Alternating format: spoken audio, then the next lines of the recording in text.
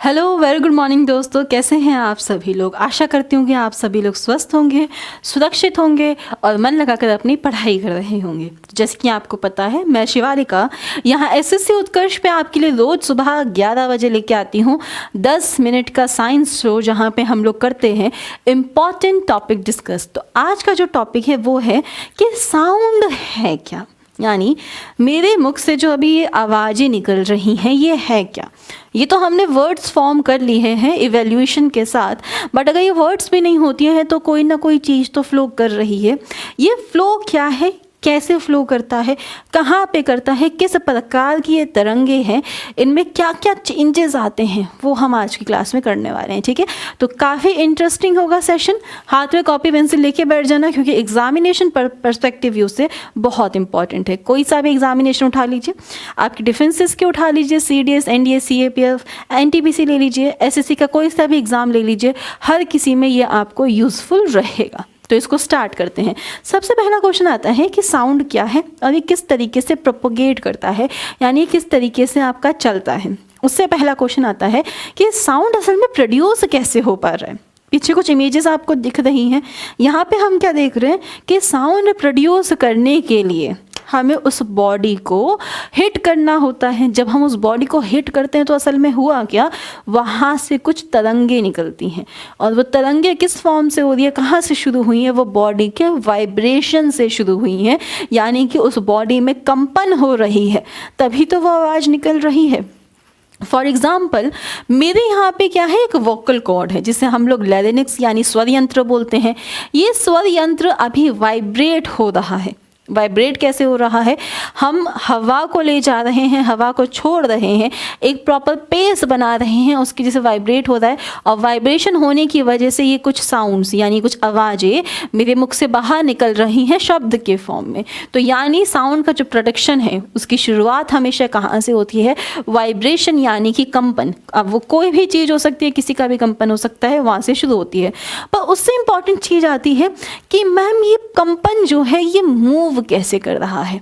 कंपन है इतना हमें समझ आ गया, बट ये मूव कैसे कर रहा है। अगर क्या हो, मैं आपसे बोलूँ, साउंड जो है वो एक प्रकार की ऊर्जा है, यानी कि एनर्जी है। एनर्जी मैम, एनर्जी है तो ये ट्रांसपोर्ट हो रही है, ट्रांसपोर्ट होती है। बट हमें ऐसा लगता था कि साउंड अलग से वेव फॉर्म में आगे चल के आ रही है। नहीं, इसके कुछ पॉइंट्स हैं वो हम लोग डिस्कस करते हैं। साउंड असल में क्या होती है बेटा, साउंड असल में आपकी एक प्रकार की लॉन्गिट्यूडनल वेव है। लॉन्गिट्यूडनल वेव यानी ये मैकेनिकल वेव्स के अंदर आती हैं। मैकेनिकल वेव्स वो होती हैं जिन्हें अपनी मूवमेंट के लिए, यानी अपने आप को एक जगह से दूसरी जगह पहुंचाने के लिए, अपने आप को मतलब है ऊर्जा को पहुंचाने के लिए मीडियम की ज़रूरत होती है। मीडियम, सॉलिड, लिक्विड, गैस, ये वैक्यूम में ट्रैवल नहीं कर सकते, यानी ये स्पेस में ट्रैवल नहीं कर सकते हैं। ऐसा कुछ आपका साउंड का रीज़न है। तो साउंड को अगर ट्रैवल करना है तो उसे मीडियम चाहिए होगा। मीडियम चाहिए तो ये एक प्रकार की मैकेनिकल वेव है। मैकेनिकल के अंदर भी ये आपकी एक प्रकार की लॉन्गिट्यूडनल वेव होती है। आई होप इतना आपको क्लियर हो गया होगा। बट मैम ये कैसे कंपन कर दिए, किस तरीके से मूव कर दिए। तो बेटा लॉन्गिट्यूडनल वेव की एक खासियत होती है, ये कंप्रेस करती है या एक्सपैंड करती है। मतलब जैसे अगर मैं बोलूँ कि यहाँ पे आपके कुछ मॉलिक्यूल हैं, ये दो मॉलिक्यूल्स हैं, दोनों मॉलिक्यूल्स, इसमें एनर्जी है, ये वाइब्रेट हुआ, ये वाइब्रेट होके आगे आया, इसने अपनी एनर्जी इस वाले को ट्रांसपोर्ट करी, यहाँ से एनर्जी आगे गई, फिर इसने आगे वाले मॉलिक्यूल को एनर्जी ट्रांसपोर्ट करी वहाँ से। तो जब ये आगे आके टकराए दोनों, तो यहाँ पे क्या हुआ, कंप्रेशन हुआ, और जब ये दूर गया तो आपका क्या हुआ, एक्सपैंड हुआ, यानी कि रेयरफैक्शन हुआ। तो कुछ इस प्रकार से वेव चलती है, compression, rarefaction, compression, rarefaction, compression, rarefaction. ये आपकी वेव की फॉर्मेशन होती है लॉन्गिट्यूडनल में। ठीक है, ये आपको समझना है। अब बात करें मैम, अगर इसे इमेज में देखें तो ये कैसा होगा, कुछ इस प्रकार का होगा। अब देखो, ये जो रेड डॉट दिख रही है ये यहाँ पे क्यों रखी है, ये इसलिए रखी है क्योंकि ये करी क्या रही है, ये आपका वाइब्रेट कर रही है पर मीडियम को ट्रांसपोर्ट नहीं कर रही है। यानी वेव जो है वो अपनी जगह पे से वाइब्रेट करती है, आगे से पीछे, पीछे से आगे, टू एंड फ्रो का मोशन है, पर ये पार्टिकल्स को मूव नहीं कर रही है, पार्टिकल वहीं का वहीं रखा है।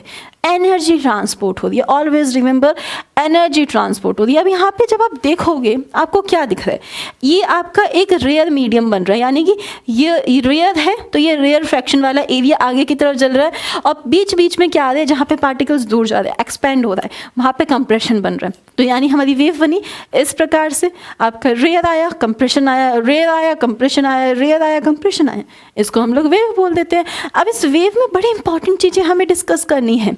क्या क्या डिस्कस करना है वो देखते हैं। जब हम इसको देखते हैं कुछ इस तरीके से हमें दिखती है। अब यहाँ पे ये क्या है, ये आपकी एक पर्टिकुलर वेव है नहीं है? यस मैम, एक पर्टिकुलर वेव है आपकी। जस्ट अ सेकेंड, ठीक है, तो ये वेव है। अब पहली चीज़, जब वेव ऊपर की तरफ उठती है और नीचे की तरफ बैठती है तो इसने दो लूप बनाए, यानी एक पूरी वेव यहाँ से लेके यहाँ तक हमारी कंप्लीट हुई है। जब जितना ऊपर ये जाएगी इस वाले पॉइंट को हम लोग क्या नाम देते हैं, क्रेस्ट का नाम, यानी ये सबसे ऊंचा हिस्सा है वेव का, ठीक है। और जितना नीचे ये जाएगी उसे हम लोग थ्रो बोलते हैं, ठीक है।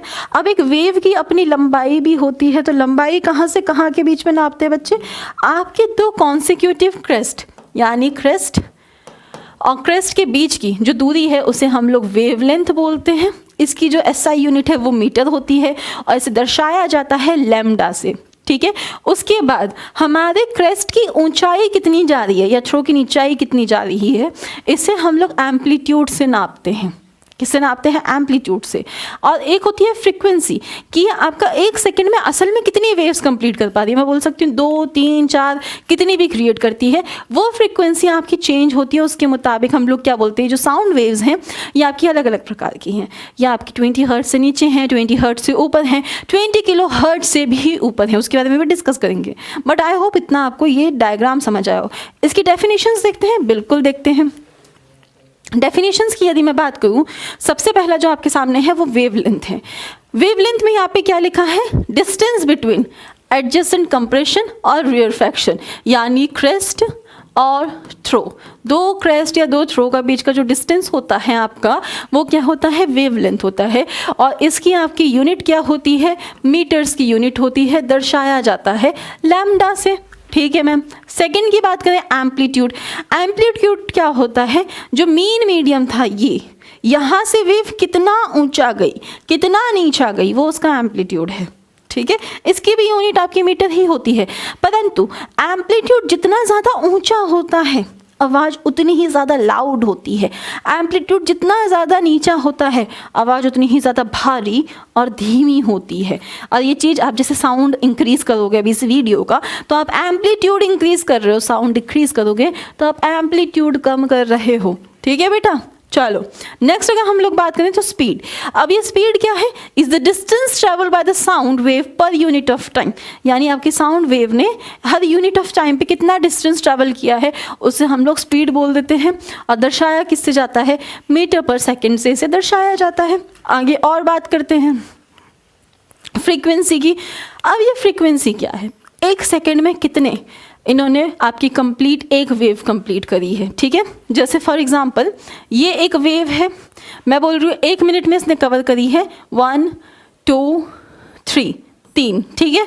और सेम है अगर इसी इतना ही है, मैं बोल रही हूँ इसने कंप्लीट करा है इतना सारी वेव्स, ये फ्रीक्वेंसी है। 1 मिनट नहीं, सॉरी 1 सेकेंड में, 1 सेकेंड में, ठीक है। अब डिपेंड करता है इस पर आवाज़ की पिच। पिच का मतलब क्या होता है, श्रिलनेस, कि कितनी तीखी आवाज़ है। आपने सुना होगा किसी किसी की आवाज़ बहुत तीखी होती है, रीज़न उसकी जो फ्रीक्वेंसी है वो बहुत ज़्यादा होती है, यानी वो 1 सेकेंड में बहुत ज़्यादा फ्रीक्वेंसी वाली साउंड छोड़ रहा है।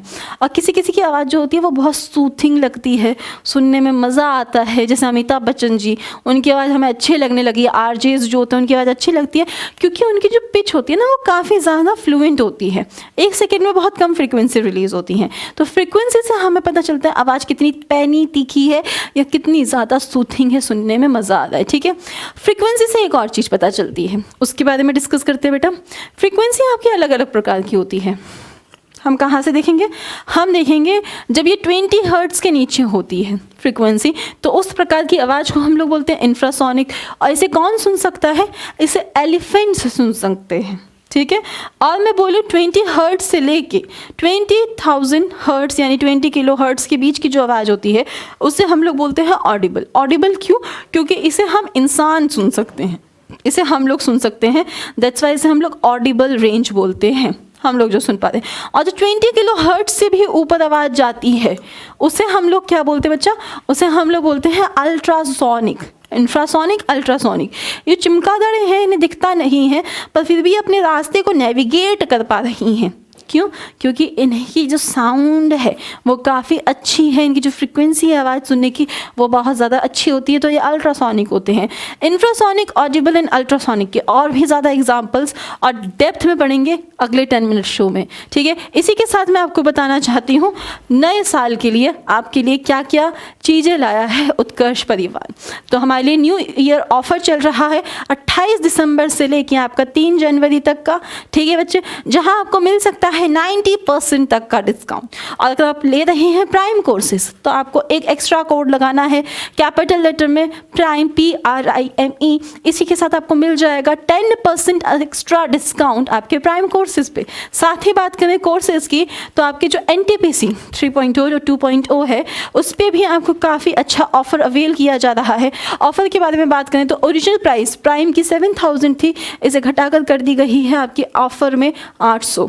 और स्टैंडर्ड की बात करें तो ओरिजिनल प्राइस 4,000 थी, जिसे घटाकर कर दी गई है आपकी 500, ठीक है। सेम आपका जो GD का बैच है, लक्ष्य बैच RRB ग्रुप GD, उसकी भी आपकी प्राइसिंग बहुत कम कर दी गई है। ये अवेलेबल है सिर्फ और सिर्फ 3 जनवरी तक, तो अभी जाइए इस ऑफर को अवेल कीजिए और अपनी पढ़ाई को और मज़ेदार बनाइए हमारे साथ। Thank you so much, have a nice day, take care, जय हिंद।